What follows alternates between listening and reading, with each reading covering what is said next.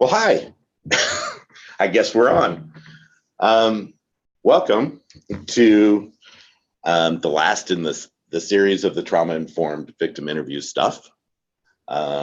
So we're going to talk today about structuring our sexual assault investigations, utilizing the information that we obtained from our interviews. So there's a picture of me. So my name is Justin Boardman with Boardman Training and Consulting, and I'm a former law enforcement detective. I did 7 years in patrol and did another 7 to 8 years in the Special Victims Unit. During my time, I was assigned about 1,200 cases and had some success and did a lot of things with the trauma-informed stuff. So that's a little bit about me. Here's some moderators. Hi, my name is Jude Foster, and I'm the statewide medical forensic policy program coordinator here with the Sexual Violence Justice Institute and the Minnesota Coalition Against Sexual Assault.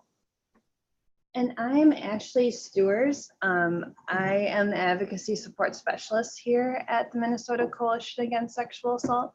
And so Jude and I will be moderating the webinar today.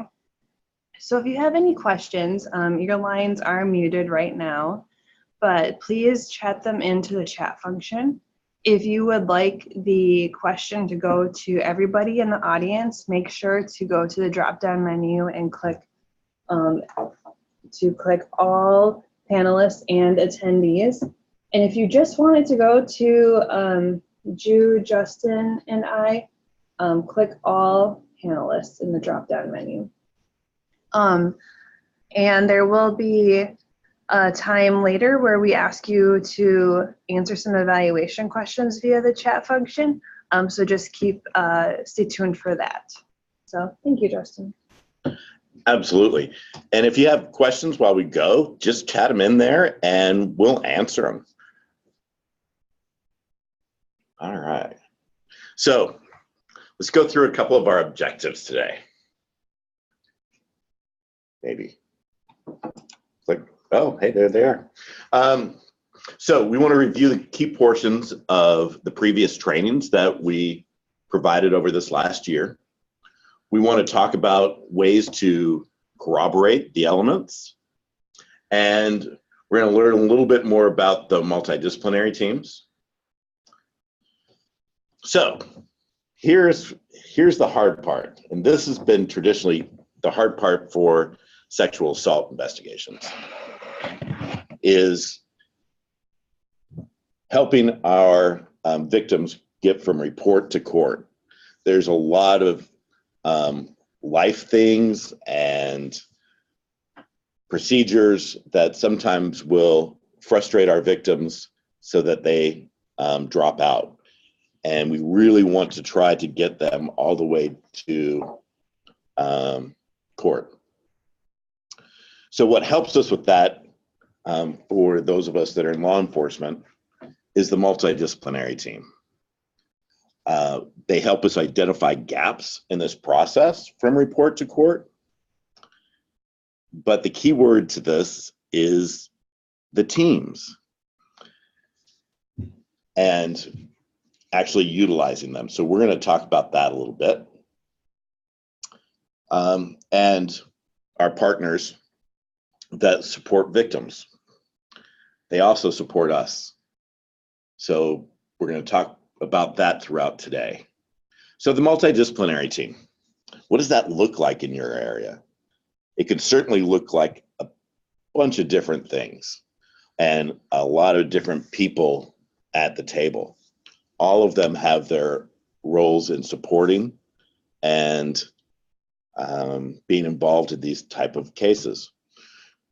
For law enforcement, it's been a different change that we're still struggling with. Law enforcement, we do our cases by ourselves in the past, especially bigger ones like homicides and big fraud rings and big drug investigations. And we're used to keeping a lot of that information confidential or not sharing it with very many people. And that's worked for some types of cases. However, if you look at our sexual assault prosecution numbers and also domestic violence, they're not that great. I think what we've missed is the teamwork and sharing information with the team. We all have the same goal in mind, which is certainly our victims healing and moving on. But if you're part of the justice system, it's the report to court. And I think that's one of the areas that we've had a harder time communicating and utilizing. Once we utilize it, we get lots of great success stories.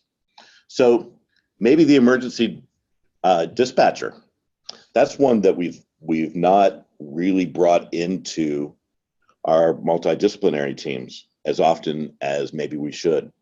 So what does that look like in your area? Certainly, their first point of contact to the system, if our victim makes a phone call to report the crime. Emergency dispatchers usually have a protocol to go through, but there's also a lot of time there that they have interaction with our victims. And that's an important part to take a look at. Our community advocates certainly are part of the team in providing services to our victims, but also helping us keep people involved. Systems advocates, if you're lucky enough to have one of those in your area, are also great liaisons. They certainly are kind of a liaison between law enforcement and the community advocates, as well as the victims. The emergency department, the emergency rooms, where a lot of our victims will present.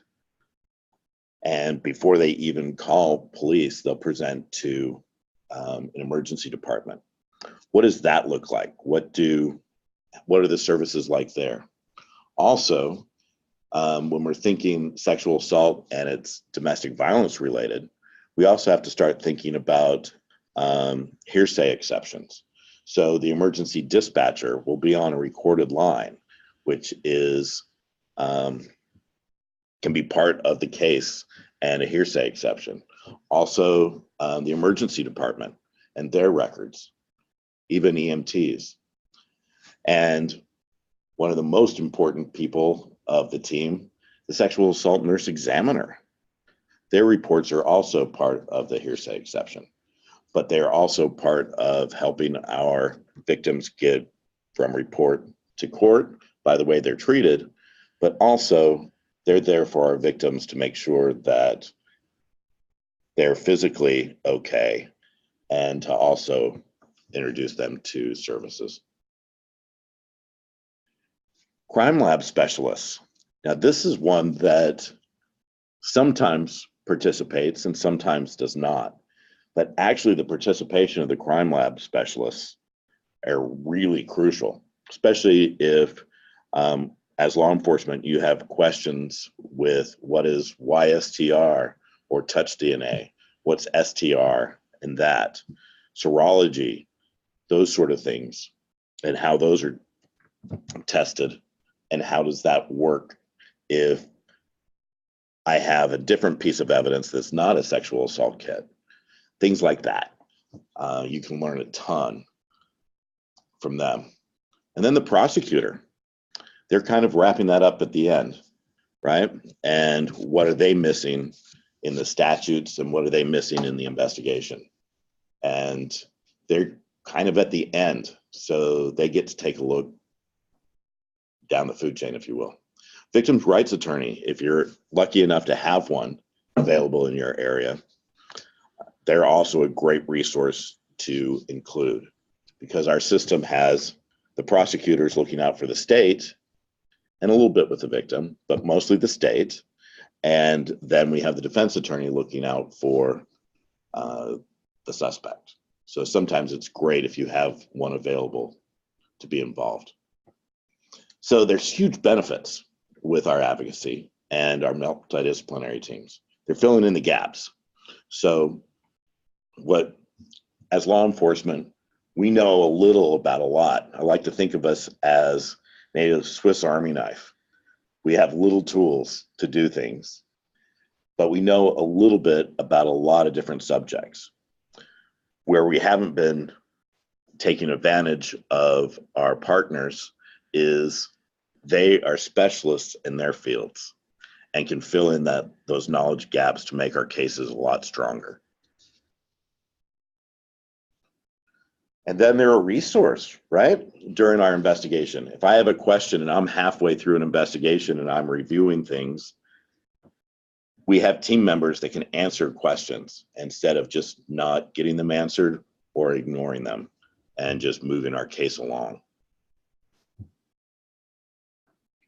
They give valuable outside input.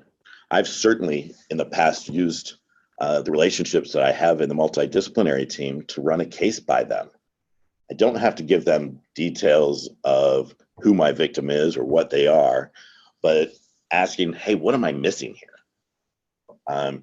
All of a sudden, I'm working this case and now my victim has dropped off, or maybe they are starting to get angry with me. Is there any way that we can help balance this?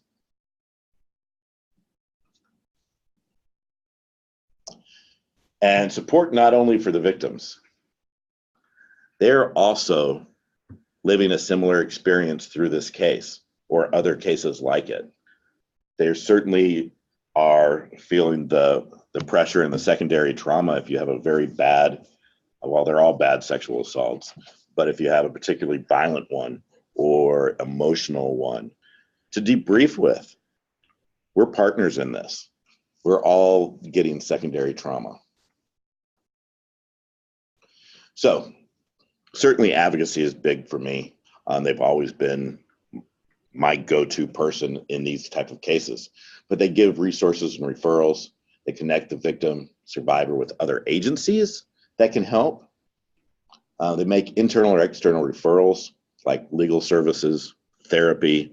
There's all sorts of great programs out there that, once again, since we are a jack of all trades, we don't know all the resources out there. Advocacy knows a whole lot more about what's out there for our victims.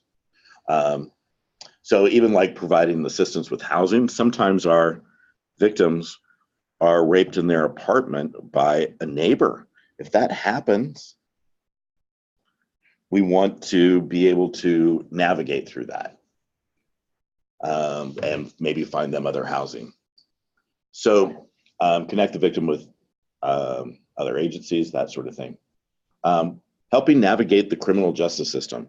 A lot of times our calls for assistance from our victims are answering questions that an advocate can also answer and help keep them through the system, if that makes any sense. It takes away some of the work from us.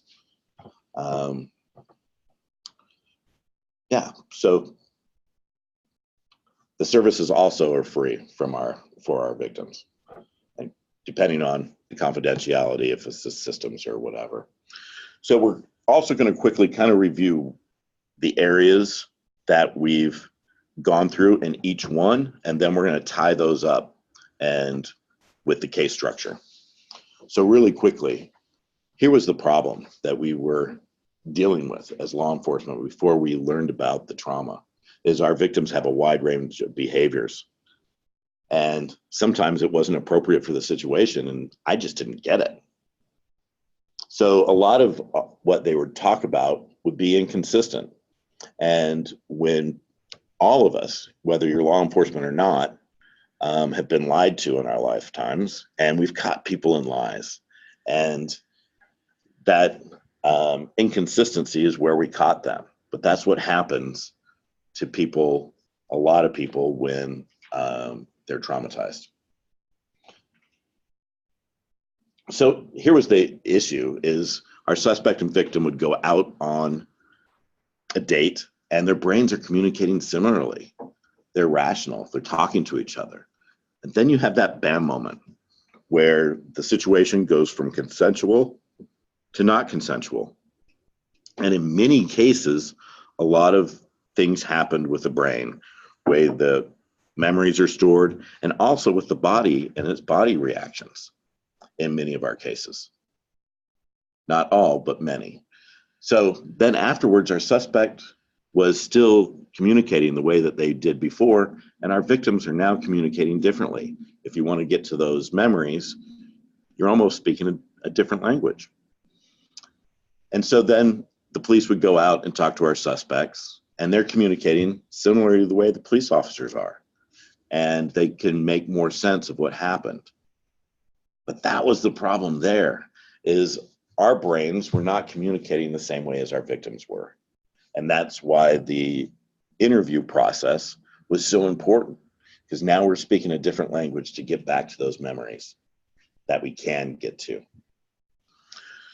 So we talked a lot about how to do the interviews before, and sort of what we were looking for. We were looking for that moment that it went from consensual to non-consensual. This BAM moment is certainly bigger there, but it can happen multiple times during an event. So it happens in most, but not all, sexual assaults.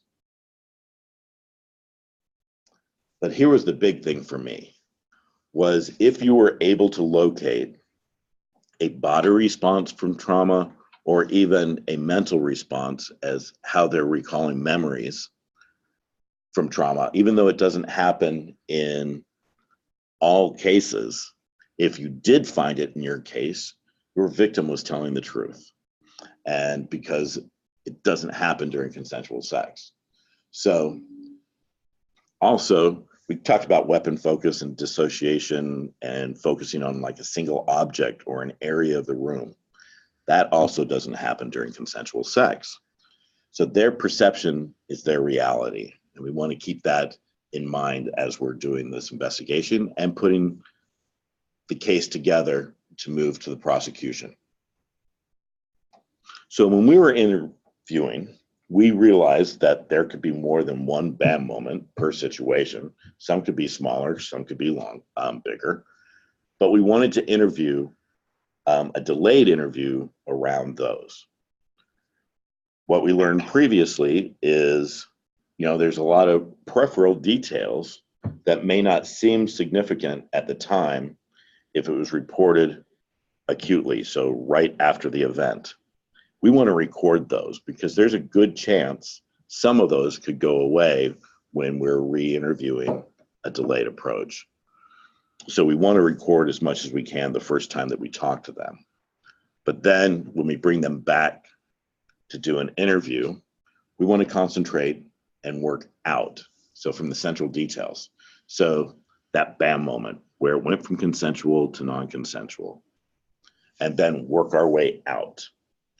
So what that looks like is that BAM moment, and then maybe we talk about the forearm, or maybe the location that it occurred. If you're not able to find the location and you have a geographical area, it's important to try to find that location for the crime scene, but we're talking more about this BAM moment where it went from consensual to non-consensual. Alcohol plays an effect in a lot of our cases, and we did do a webinar about that a few months ago. But that's also further away from that moment.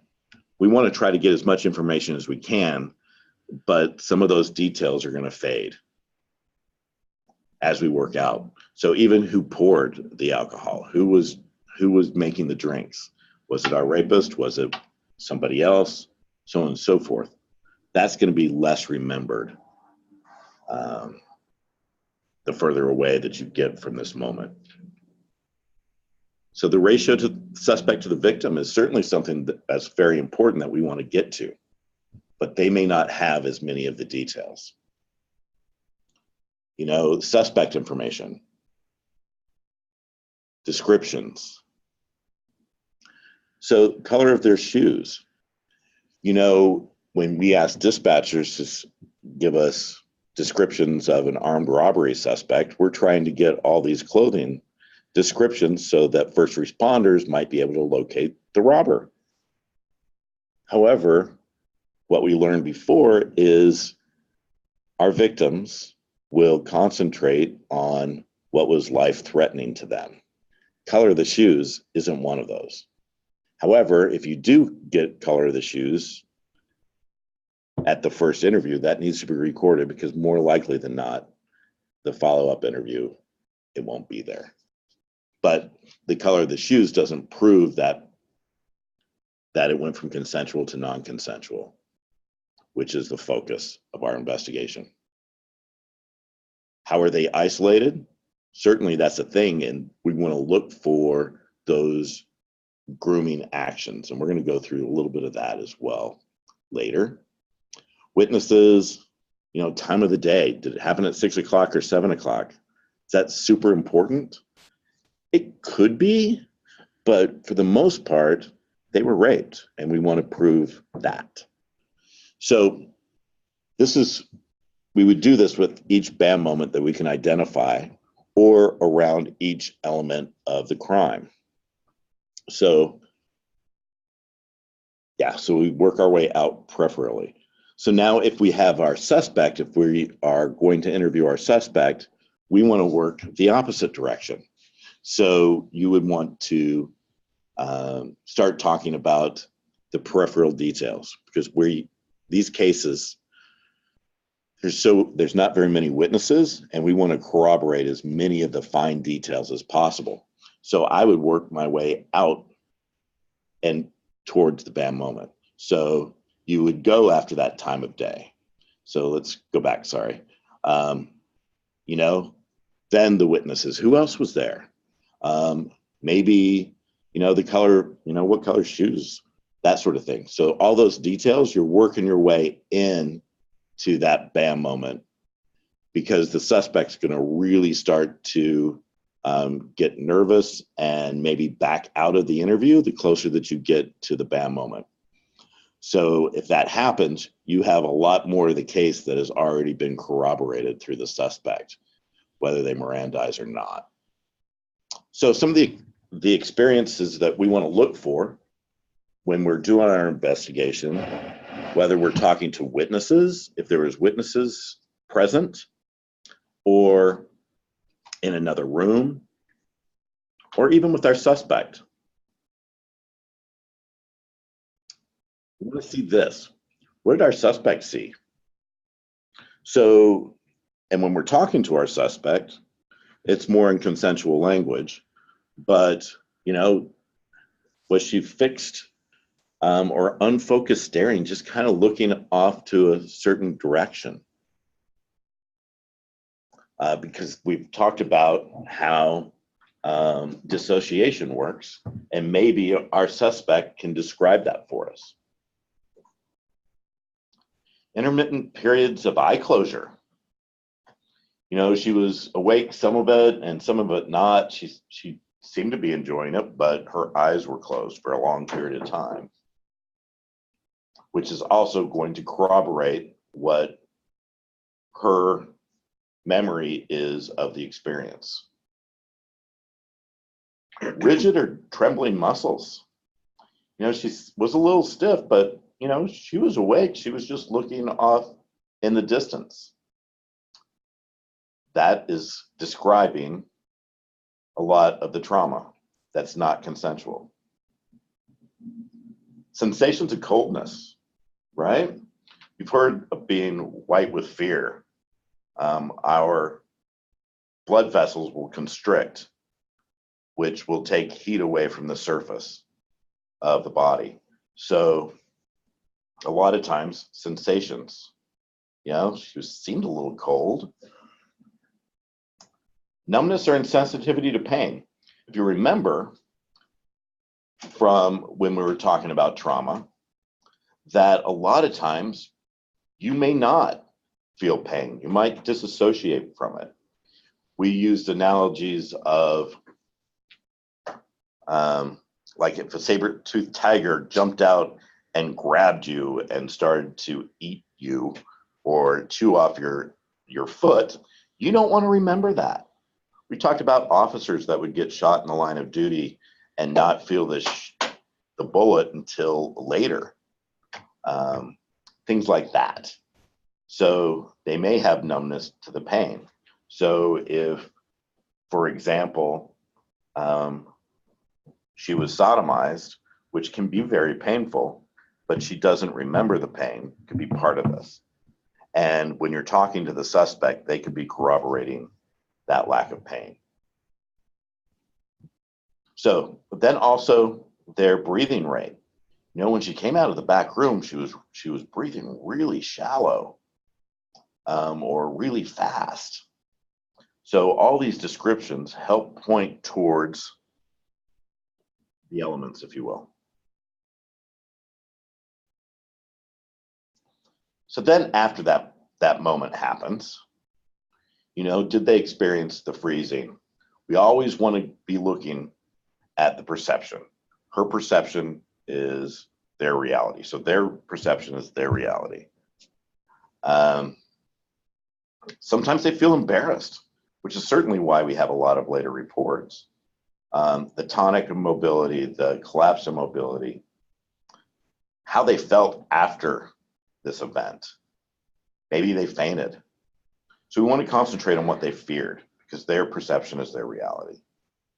And then we're talking about staying with central details and working out from there with the delayed interview. So that was kind of the review, if you will. And let's talk about building the case, building our case for the criminal justice system, which has been the focus of today's webinar. What does that look like? Well, historically, we have not been investigating these cases like we have other types of crimes. You know, you have different programs and different media programs like Start by Believing, if you will, because the way that our biases have been and the way that rape myths have been, a lot of times we would investigate these cases from a side that we weren't doing the other cases. So let me say this.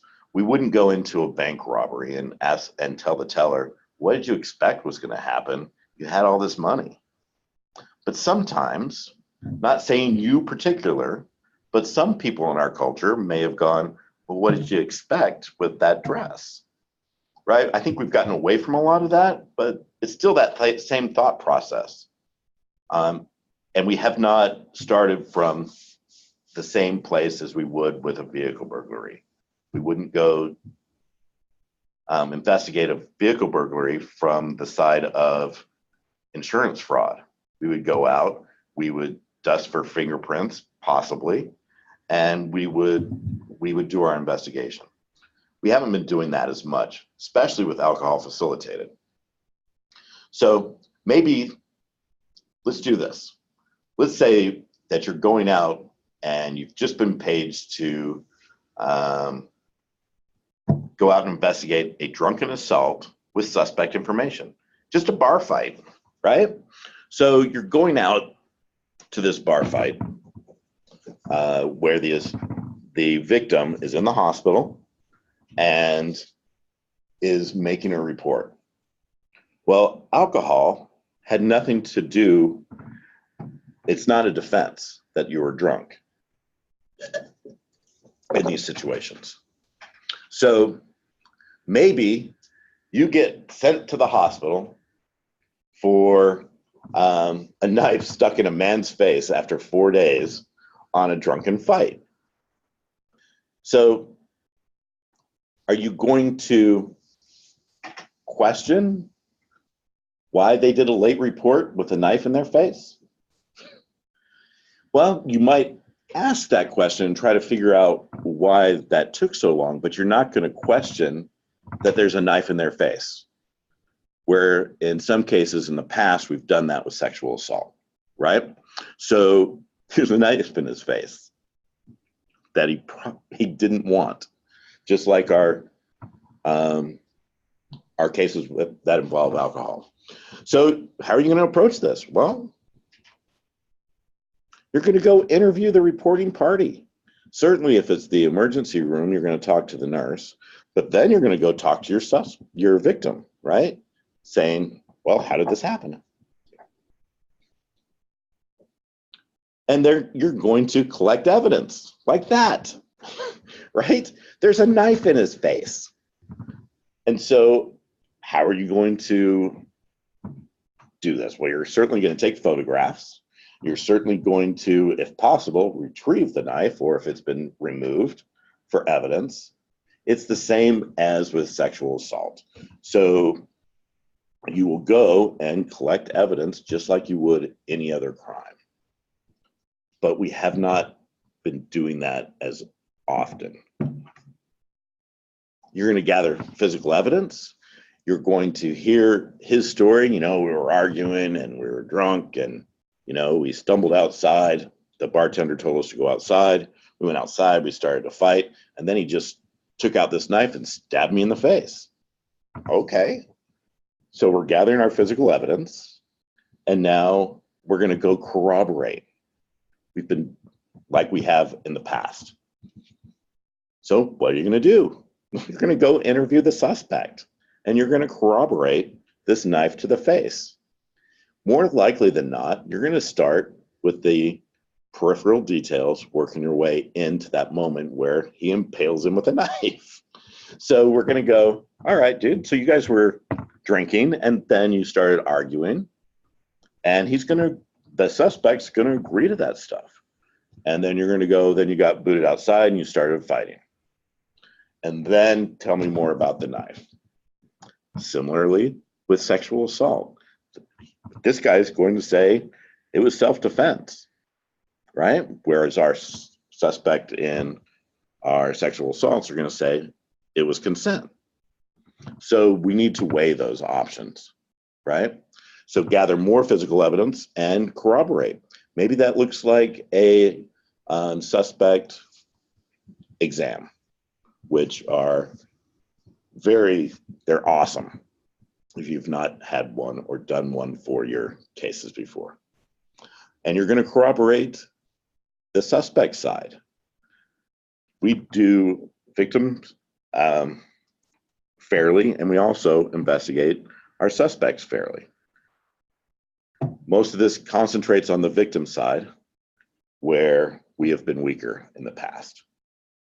And then if probable cause is there, we're going to effect the arrest and arrest the guy that stabbed the other man in the face. So if we have probable cause, depending on your area, that's where you would screen the case with the district attorney's office. I have a personal belief that every known suspect case should be screened. But if you feel like there's probable cause, then you screen the case or you effect the arrest. There's some places in the country that don't even screen the case once they get to probable cause. They go out and they arrest the suspect because they have a legal right to do so and book them on probable cause. And then finish up the investigation. And if the district attorney's office decides to press charges, that's on them. We did our due diligence for probable cause. So while we're investigating what we just did that case, we're also looking and thinking about what is the defense attorney's perspective going to be? What are they going to come after this investigation, right? So our challenge is to gather all the information that we have enough probable cause and now to defend our findings.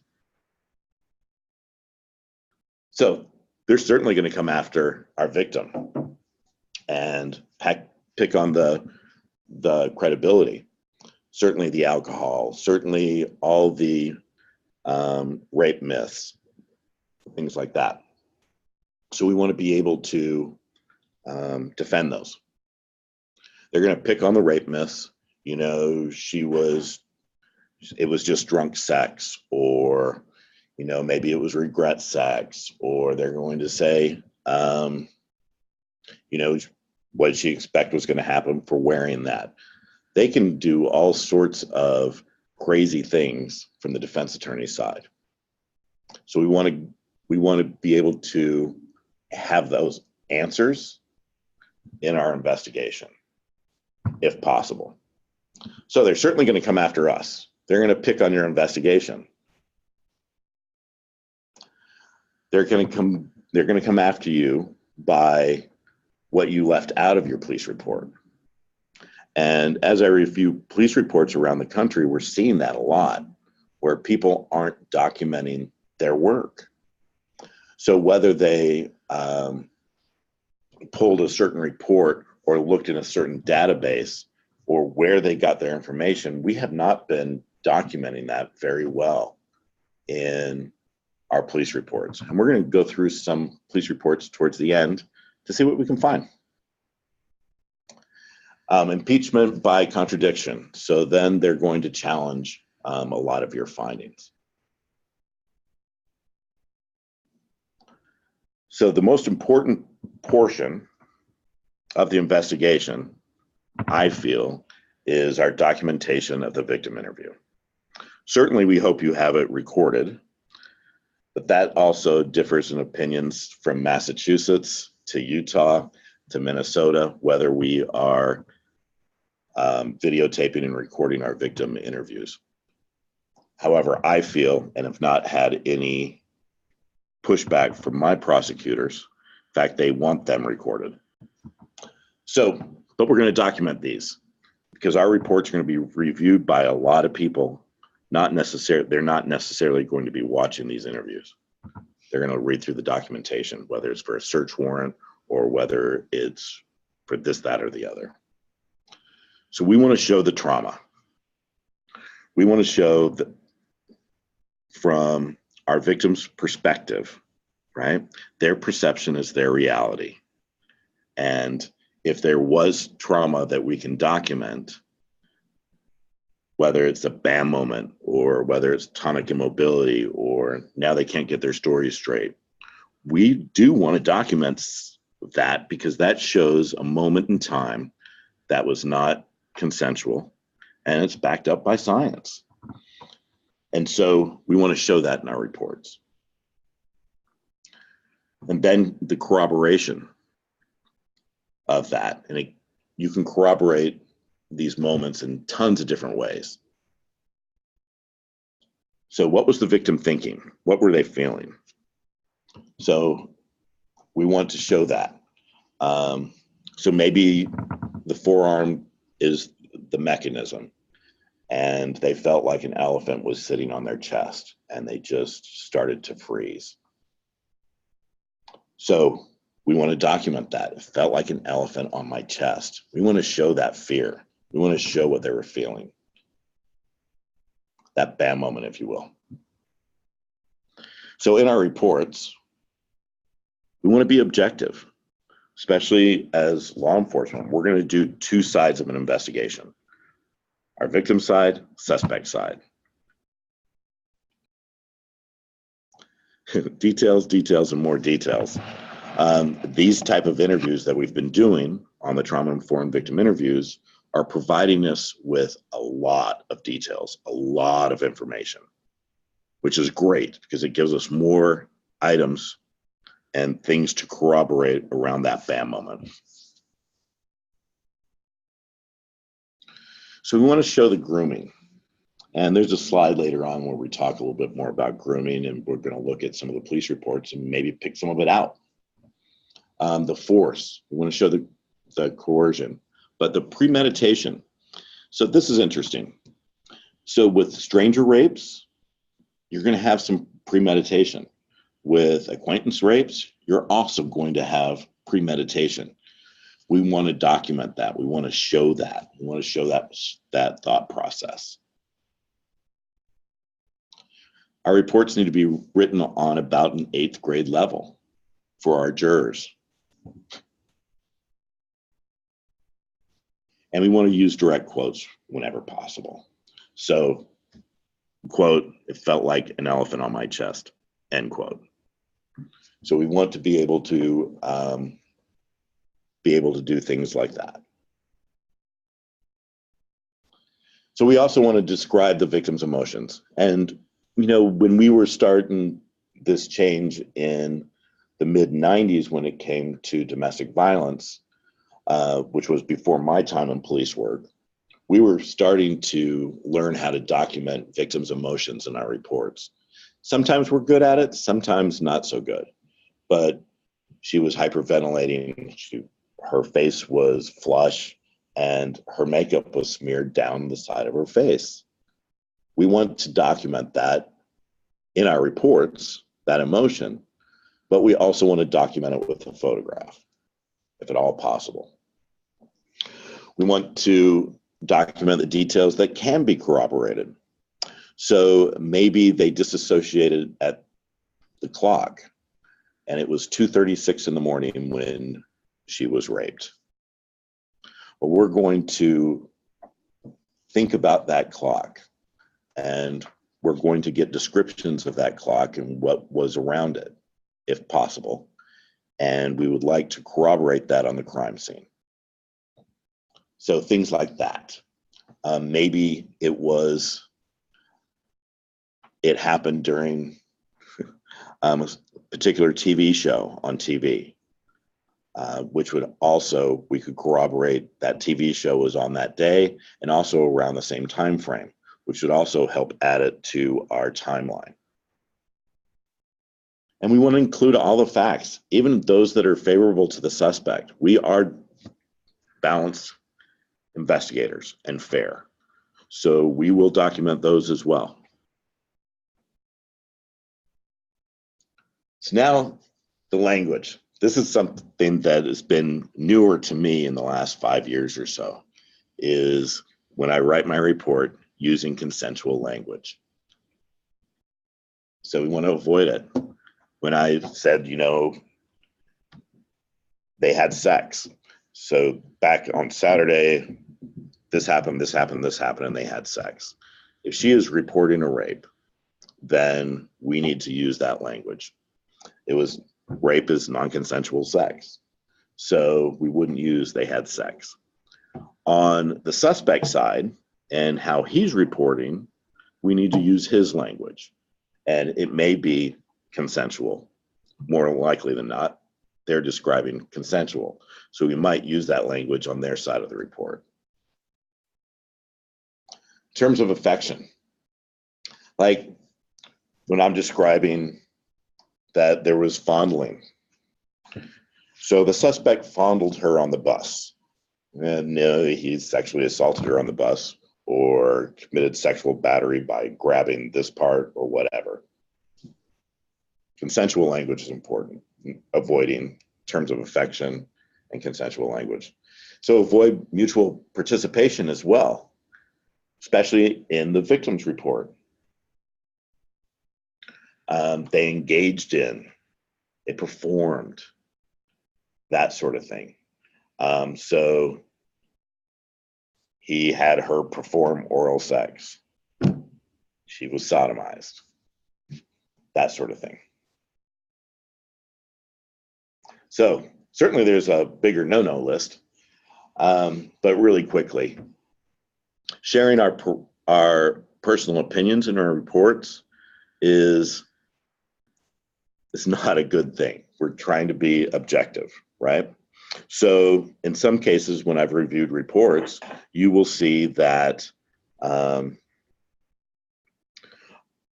she got mad and she was overly loud when she was talking to us. So overly loud, is that my perspective? Well, what is that, overly loud? So maybe she raised her voice, might be something, but me making that judgment that she was overly loud. So paraphrasing, we don't want that. We want the details. And we need to spend our time to provide those details in these cases. Our frustration with the suspect or the victim in this case, we don't want to share that. We don't want to make assumptions, jumping to conclusions. We don't want to share our hunches. So cop speak is also something. And I know that later on we'll show some cop speak. I think I was even the person who used it. But Code R. So Code R in Minnesota, most people don't know what that is. In Utah, Code R is a sexual assault kit, is a Code R kit. Or we would be dispatched to a Code R because our dispatchers were advised that the powers that be didn't want us to use the word rape over the radio. So it would be labeled that. You know, it's kind of like when you respond code 3 to a stabbing. It's lights and sirens, right? Our public doesn't understand that, and at the 8th grade level, right? So sanitized language or content. If they tell us that a graphic word, we want to put it in quotes and use the graphic word. And we don't want to write about rape myths or anything else like that.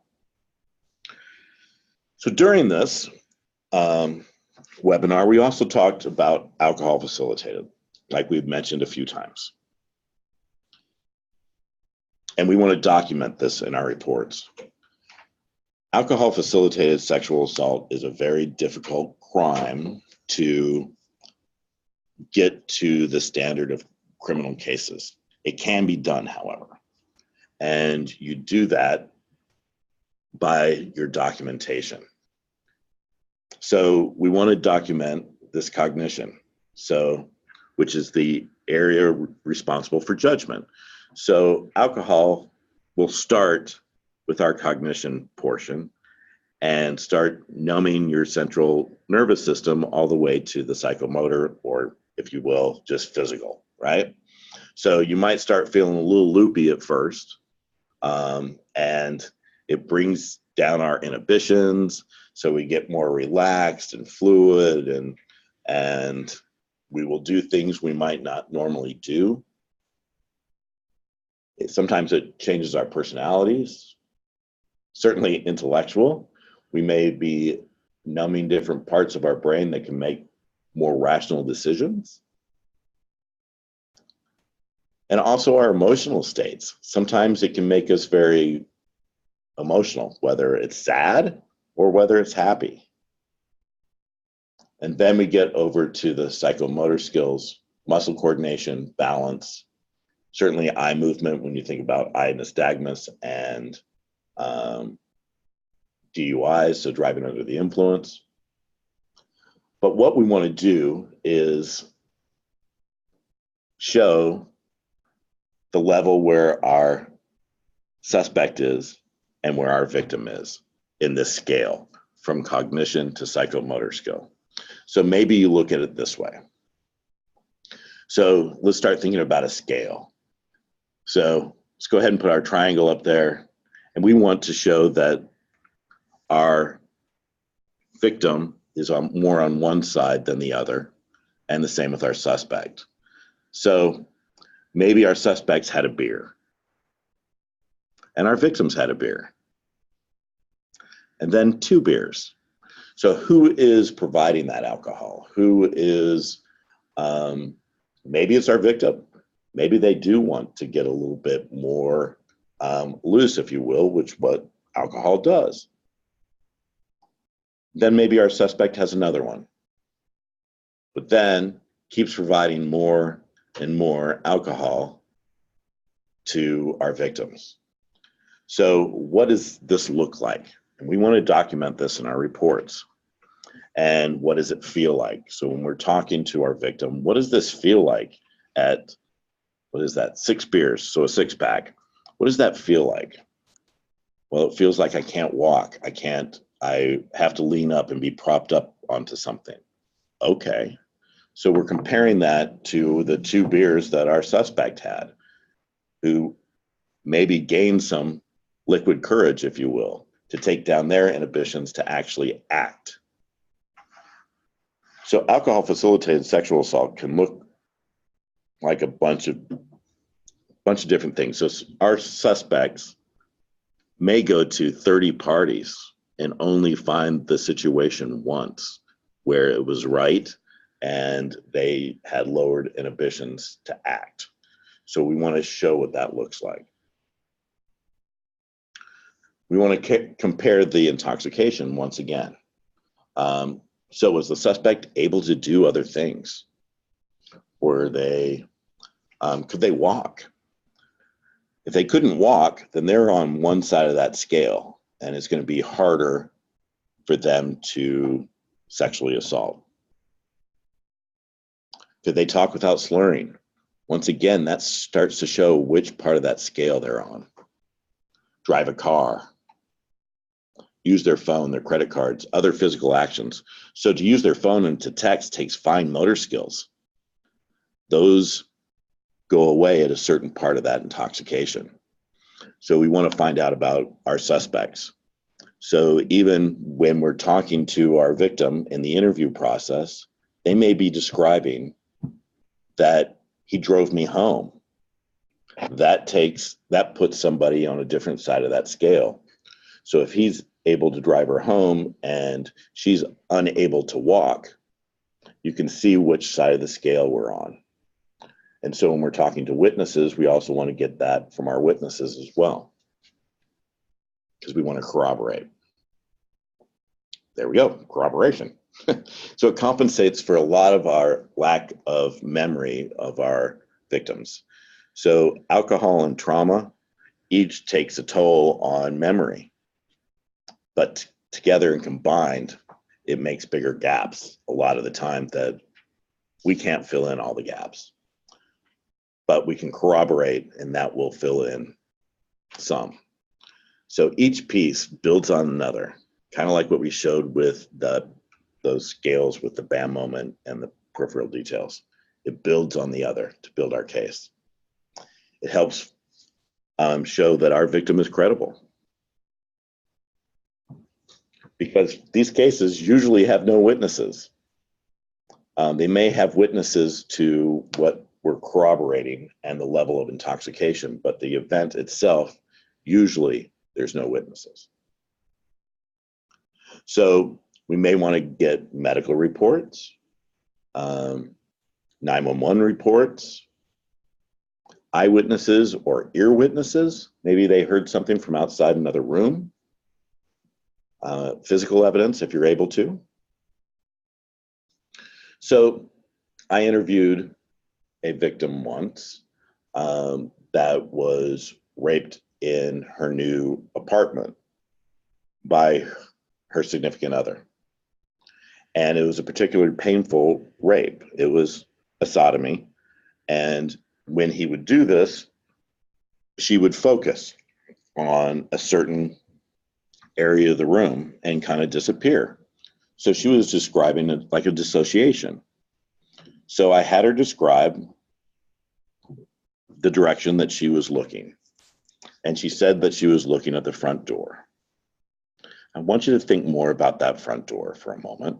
See, headline question. Tell me about how that front door felt. And she said it felt cold. She says, you know, it was cold. It's a metal door, so it felt cold to me. And I had her tell me more about that. About the door. Not particularly the rape, but the door. And she described the door as being white and having raised panels and a silver doorknob. And she described the area of the room that she was raped in. After the interview, I asked her if I could go over to her house and take a few pictures, and went over and corroborated exactly what she told me. Does it prove that that was not consensual? Not necessarily. However, the dissociation and corroborating that is proof that she was traumatized. We still have to do the other side of the investigation, but those details are highly accurate, and that disassociation doesn't happen during consensual sex. So we also want to look at the suspect. A lot of times you will see in their past history, or when you talk to people, they have very similar circumstances to, or traits, if you will, to a domestic violence suspect. they feel a sense of entitlement, and it will show in their personality. And we want to document that. A lot of times they're narcissistic and can easily justify their actions. So, yeah, I mean, she was passed out, but we've had relations before like this, or what have you. They can easily justify their actions. Oops. Controlling. So they will control the circumstances around the rape. So maybe they're at a party and they are watching for their opportunity, right? Like a lion would hunt their prey with the wildebeest. So they will pick off the people that are more intoxicated, just like the lion will knock off somebody that is weaker, if you will. And it's more about the opportunity and finding the right opportunity than it is the person they rape. And then it's the power and control issue, right? So we want to look at that. How are they controlling the situation? Maybe he's helped her over to the side and helped prop her up against a wall. Maybe he's helped her into a back room with one of her friends and controlling the situation and plotting this out. So they're very similar to domestic violence suspects. And sometimes a lot of times our domestic violence suspects are also rapists. So the grooming, which we're documenting through this interview process. So grooming is a slower process. So like when we investigate child sexual assaults or a sexual assault of maybe from a school teacher, they slowly will groom these people to trust them. In alcohol facilitated, you're looking more at grooming at the party. So was the victim made to feel special and might benefit from what the suspect has to offer? But a lot of times it might be something like, hey, how are you? And a quick touch on the shoulder. And that starts breaking down these boundaries, if you will. And maybe tomorrow at work, the suspect will do the same thing. How you doing? Come up behind her and put a hand on a shoulder. But eventually that might move into a side hug over a couple weeks and eventually further and further.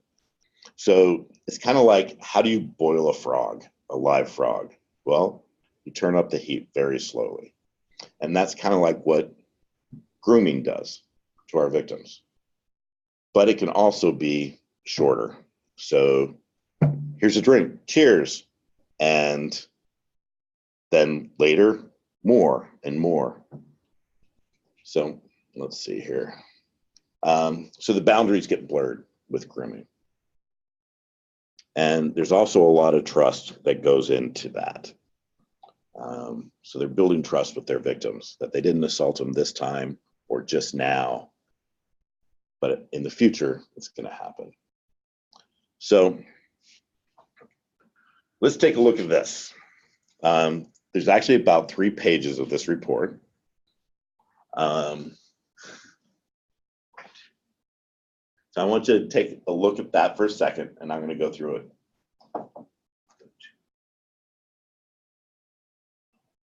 What time? Oh, so 3 more minutes. Cool. All right. So let's take a look at this. This is a report that I wrote. So if you have anything that you want to pick out that's bad about it, knock yourself out. I'm sure there is something. But I want to show some of the grooming that we get out of these investigations, or that we might be wanting to talk about. So our victim, and it's actually right there, I forgot to black it out, is Angie. So Angie didn't want to talk to me.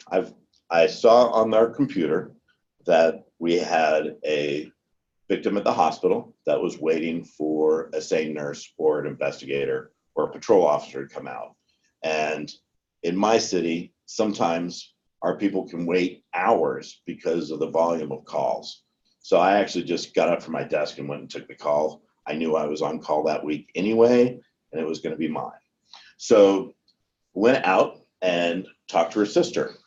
Angie was living at a care center, and she was an adult, and she was intellectually challenged, if you will. So she was living in a place with other people with different varied disabilities. And so before I left, I had researched, it was said on our screen that she had been sexually assaulted by someone at the hospital, at the care center. So I took a look and saw that one of our officers, an Officer Dial, had responded at about 4 o'clock in the morning earlier. Well, we want to go back to these past reports to build our case. It's not just the case that we're doing right now. And as I review reports around, sometimes people won't do that back work.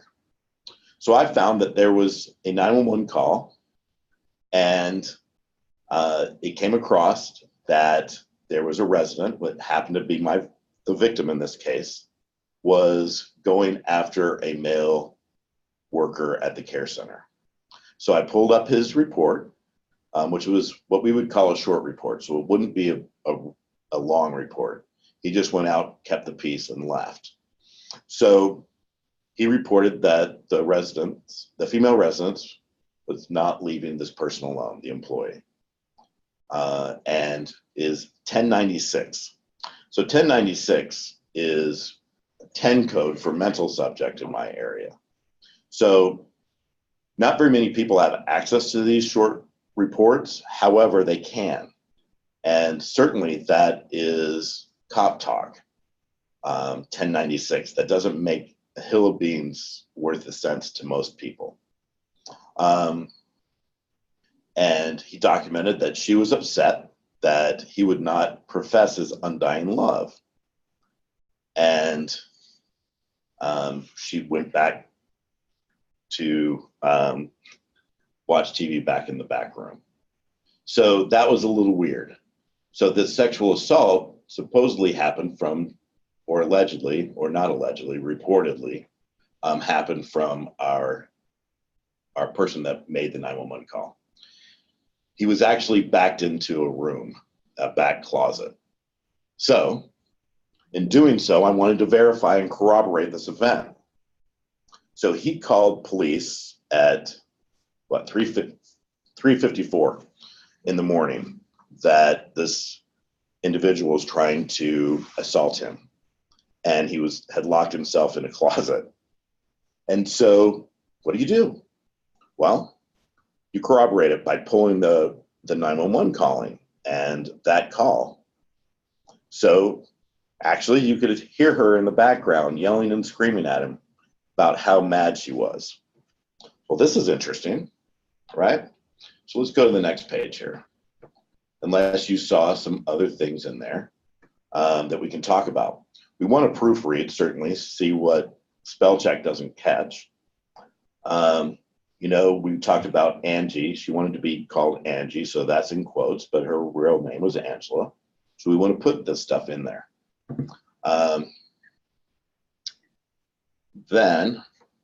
So I talked to the complainant, which was her sister, right? She was the guardian. And she stated that her sister had the capacity of a 13-year-old, and that's why she was living in that area. So what had happened is sometimes she will fixate on people, and we wanted to interview her.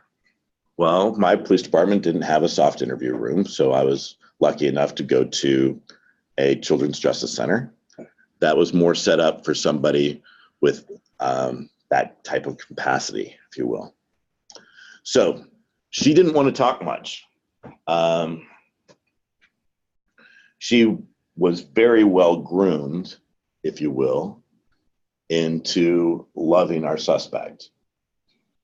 He had been there for a couple months working graveyard shifts and would go in and be very friendly with her by some of the casual touching, some of the attention, and grooming this relationship, which was very much so lopsided, right?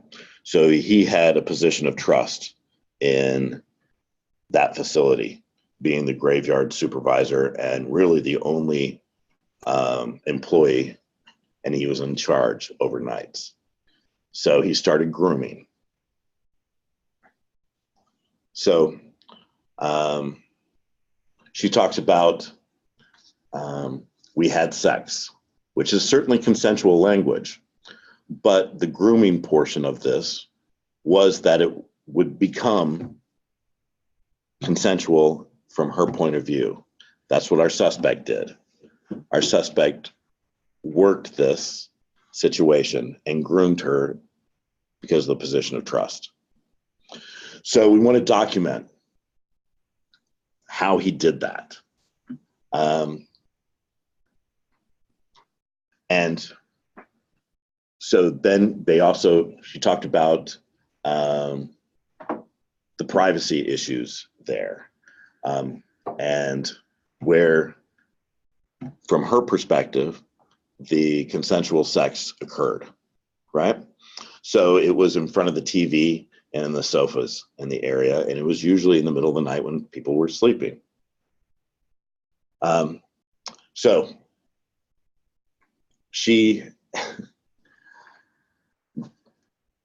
So during the interview, it really started to make sense, this grooming, and you want to document even by using the words grooming. Seems like after grooming Angie for a while, he was working a graveyard shift, right? So we want to put that in our report. We want to talk about that because that gives our prosecutor ammunition and goes, oh, okay, I can see what's happening here. What had happened at the end was another resident walked in while he was raping her, but she thought she was having sex and pretended to take pictures, and which upset, of course, our suspect, who confronted him and had an argument and said that he didn't care for our victim, which sent her emotionally over the edge, and she started to attack him and chased him into a closet. So that was the grooming part, was building this relationship. This one happened over time, whereas an alcohol facilitated may have been something shorter. So it may have happened just at the party. This one was an event that happened over time. He chose his victim by the opportunity. He also chose his victim as someone who would not be as believed, if you will, similar to when we talk about how predators hunt in the wild. Very, very similar. And it was a power and control sort of situation that he was exploiting. We did have somebody Yeah. type in that they were, so I posed a question, as we were going through the report, what do you think could be better about this report and what is it doing well? Mm-hmm. And somebody typed in asking if the facility had cameras or there was a layout of the facility and if there are other reports that the facility maybe had. So maybe this is other reports. Maybe there's reports to look up. right. There were not any other reports from the facility that were related to our suspect. It was a facility that we rarely actually went to. And the layout of the facility was pretty much just a regular rectangle building with rooms on one floor, rooms on the outside, and a main hallway down the center. And then at one end of the building were offices. The other end was a more closed off TV and recreational space. We also did process that room with forensic lighting and all sorts of stuff to help locate biological evidence as well. So perfect. You guys are thinking right where we want to go. Certainly the layout is great because you're proving that it was semi-private and that she was talking about there wasn't a lot of private places in, and not even her room for that matter was private. So that room where he took her was planned on where they would have, where he would rape her. And at the time of day when there would be, more likely than not, everybody in the place would be asleep. And someone else was wondering too if the victim had an advocate or a support person other than her sister during the interview. Perfect. So during the interview, best case scenario would be yes. During this one, so if I were to interview that person today, yes. And I would try to get somebody from Adult Protective Services. Certainly they were involved, but they were also very short-staffed, like most of them are. Since this was in the Children's Justice Center, ours was set up with a visible camera inside that went back to a recording area and an area of where people would observe the interview as it went along. So it did not have a support person in there. Just that's how we were also interviewing children in that facility as well. So it very much mirrored that. In fact, used their protocol as well. All right. So as we reviewed other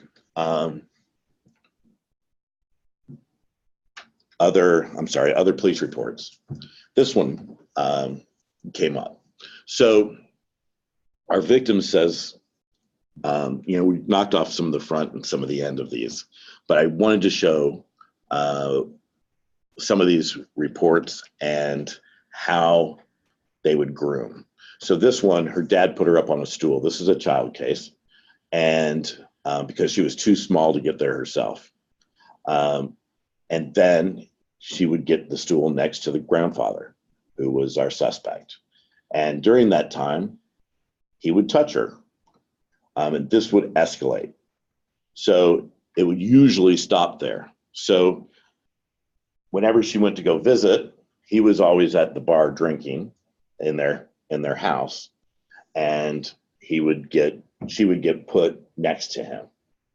And it started small with just hand on her knees and would work his way to other parts of her body over time. Sometimes it would even hurt. So once again, that was in quotations because that was a statement that she made to me from the interview. And he would say he was tickling me. So if somebody came in, he was just tickling. So he was putting those words into her vernacular, if you will. So if somebody walked in while the molesting was happening, and then it was repeated and would repeat it. So he'd start taking down the boundaries at the beginning and escalated to that point. So this one was a little bit slower before he actually started. So that grooming is very important to articulate, and we're getting that from the interview. And then we also have the stools because she was too small at that time. So we also have been given things to corroborate. Taking a picture of the stools and the bar area Does that prove it? No, but it does corroborate what our victim is saying, which makes our case much stronger. Also, when we're going through reports, a lot of times we will have a SANE report. And most of our SANE reports have an area for narrative. Well, a SANE report, depending on where you're at, especially in Minnesota, depends on 5 or 10 days. Around the country, it's usually more around 5 days. 10 days is awesome, but 5 days. And so this is where there's an interview that is an exception to the hearsay, but also since it's sooner, you may be getting more peripheral details to corroborate during your normal interview. Also, our nurses are doing some great documentation and giving you a peek into your interview and into your case. So this one happened to be, they met online and he groomed her online in this particular case. So it was a dating site. And so it started off smooth, but he picked her out. He profiled her because of what he deemed as self-esteem issues. And he knowingly did that when we looked back at his profiles. So started building her up all the way to when they first met. And when they first met is when he violently raped her. And so he did that. He had it planned, and you can see this planning.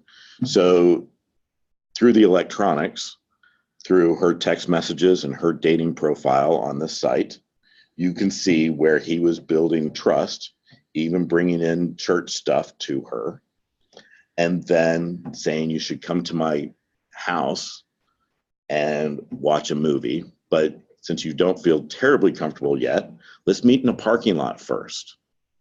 And so she, with her self-esteem, she was getting some attention that she's not used to that was very positive.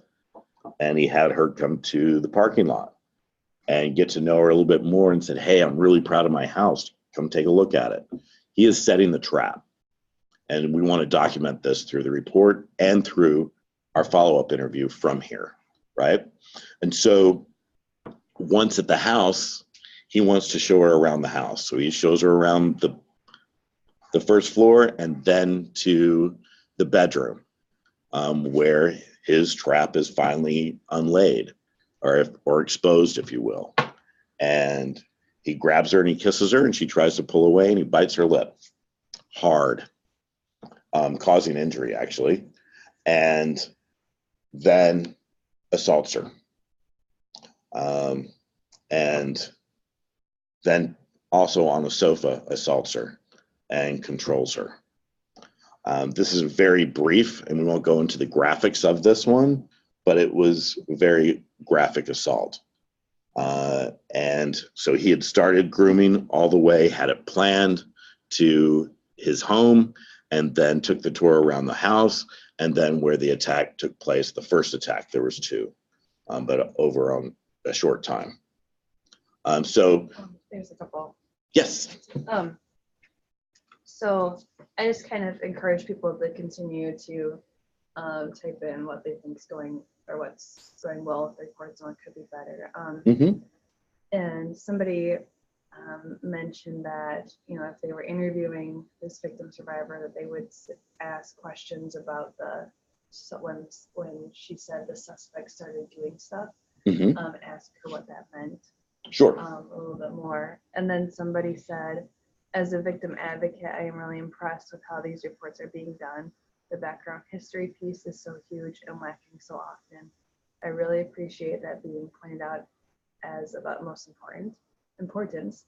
I also have praises for the victim-centeredness of these reports. Thus far, my only input is to make sure victims are aware of their local advocacy agencies, because we are not only helpful to them, but also to law enforcement.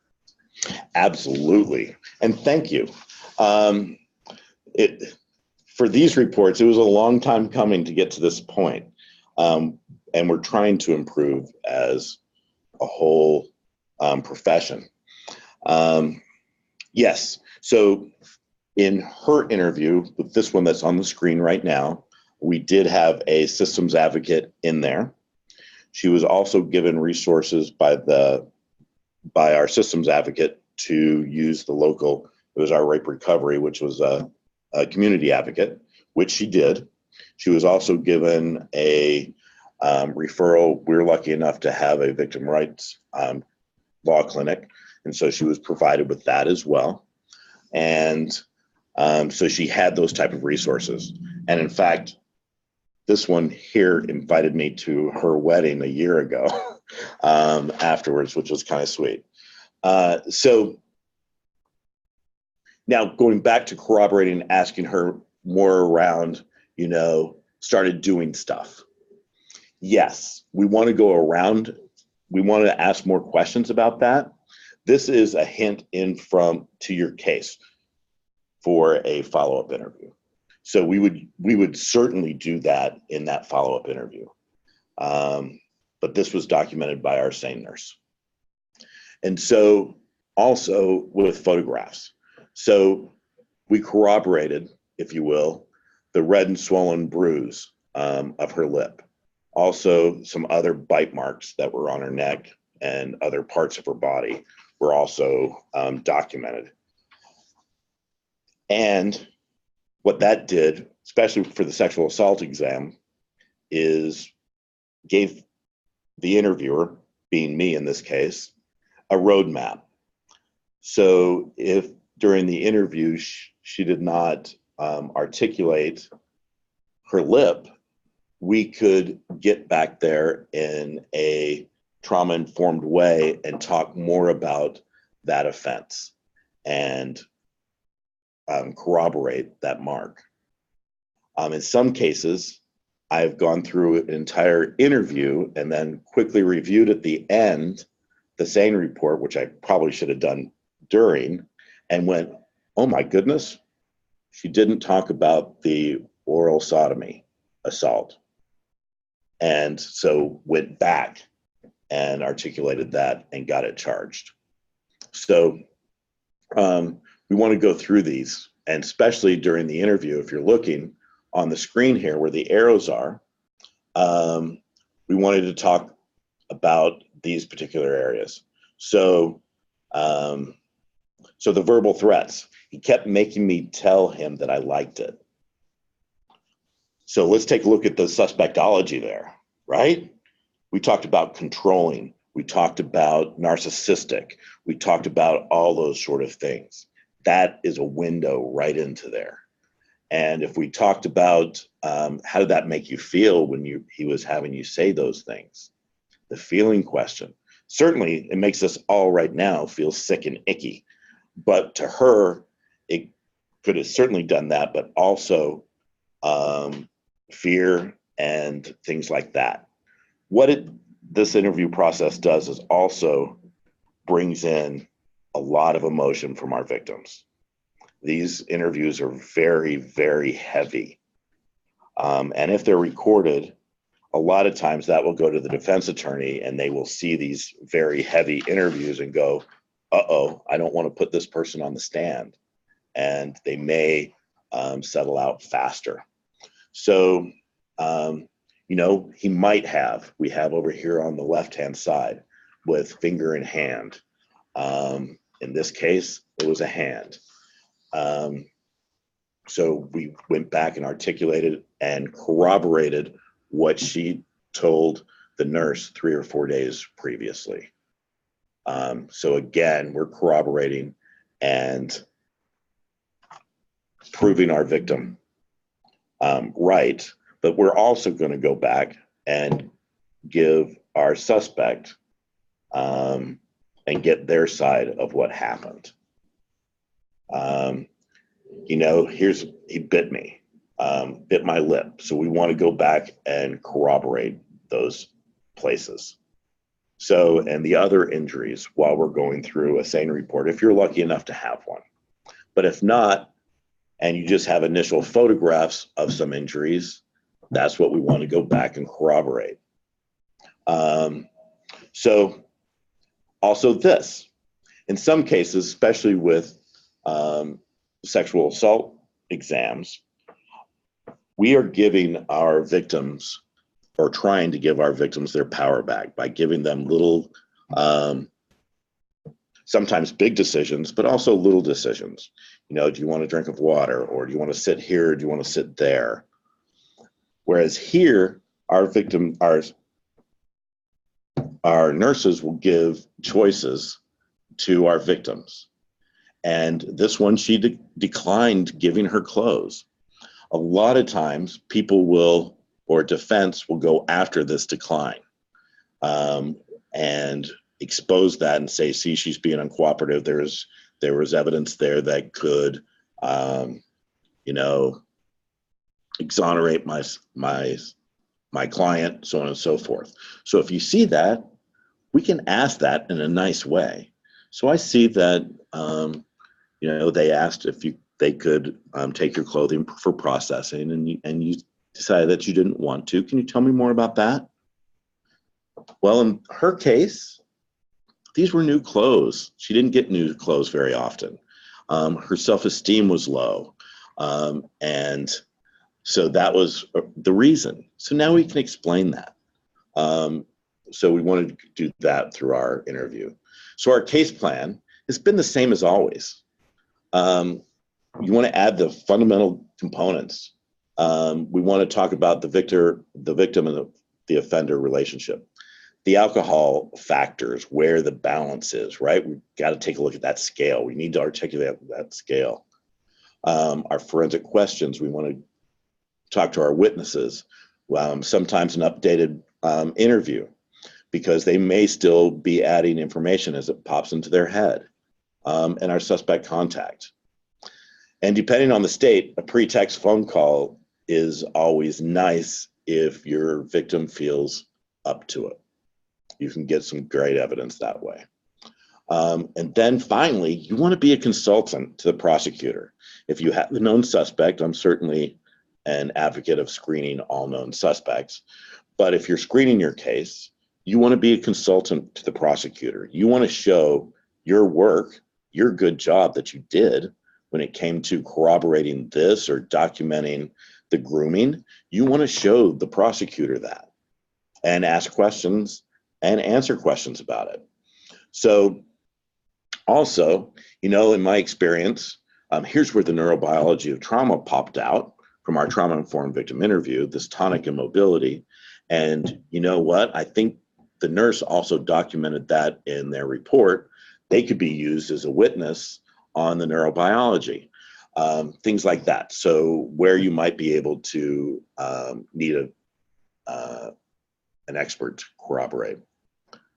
And then share the entire investigations. Sometimes we just do little bits of it, including where you may be weak. You know, I feel a little weak in this area, and you can discuss that. So those are some things. I think also it's really important, and where we've been missing out, and I know we're wrapping up in just 1 minute. What does success look like? In the justice system, sometimes, well, most of the time we feel that success is by arrest. That's not necessarily the case. Sexual assault cases need to be measured in a different way, I think. But mainly, what was right for our victim? Were they able to move on? Screening all cases. Did we do all of our due diligence? Because we know that our suspects are serial in nature, and maybe this one might not get filed, but the next one could, and this investigation could be used. Is the victim satisfied with what we did as a team, as a multidisciplinary team? So what does success look like? And there's many different ways. And I say it's by our victims' closure with less exposure to trauma so they can move on for themselves, but also the next generation. Thanks for your time. Yeah, so before we let you go here, in the chat function, could you please answer these 2 questions? And when you're answering the questions, please note in the drop-down menu that you should only be sharing this with the panelists. So please type in on a scale from 1 to 4, so 1 being the lowest, 4 being the highest. How much do you agree that this session increased your knowledge and or skills? And then what additional training will be useful to you in implementing trauma-informed interviews?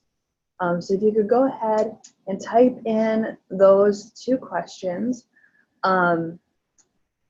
And Justin, I'll have you kind of wrap up while they're typing it. And if you want to go to the next slide. Justin. Yes. Go to the next. You want to wrap it up? Oh, yeah. All right. There you go. If you have any questions or concerns or comments or want to run something by me, you're more than welcome to. I am happy to do so and look through reports and things like that. Okay. All right, so we will hang out here for a little bit longer as the answers come in. And if you have any questions too, you can feel free to ask them through the chat function.